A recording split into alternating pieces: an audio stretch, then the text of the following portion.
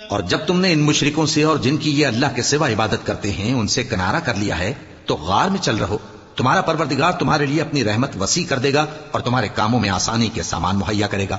اور جب سورج نکلے تو تم دیکھو کہ دھوپ ان کے غار سے داہنی طرف سمٹ جائے، اور جب غروب ہو تو ان سے بائیں طرف کترا جائے، اور وہ اس غار کے کشادہ حصے میں تھے۔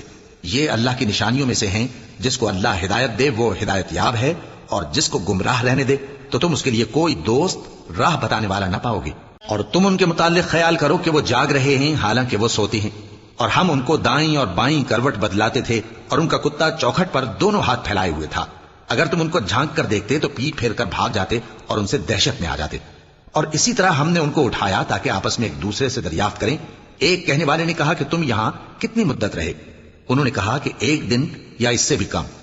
انہوں نے کہا کہ جتنی مدت تم رہے ہو تمہارا پروردگار ہی اس کو خوب جانتا ہے، تو اپنے میں سے کسی کو یہ روپیہ دے کر شہر بھیجو، وہ دیکھے کہ نفیس کھانا کون سا ہے تو اس میں سے کھانا لے آئے، اور احتیاط سے آئے جائے اور تمہارا حال کسی کو نہ بتائے۔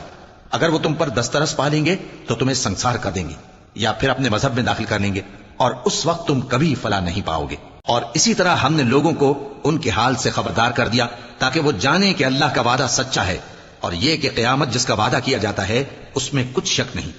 اس وقت لوگ ان کے بارے میں باہم جھگڑنے لگے اور کہنے لگے کہ ان کے غار پر عمارت بنا دو۔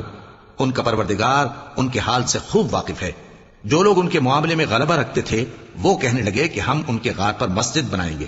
بعض لوگ اٹکل پچو کہیں گے کہ وہ 3 تھے اور چوتھا ان کا کتا تھا، اور بعض کہیں گے کہ وہ 5 تھے اور چھٹا ان کا کتا تھا، اور بعض کہیں گے کہ وہ 7 تھے اور 8واں ان کا کتا تھا۔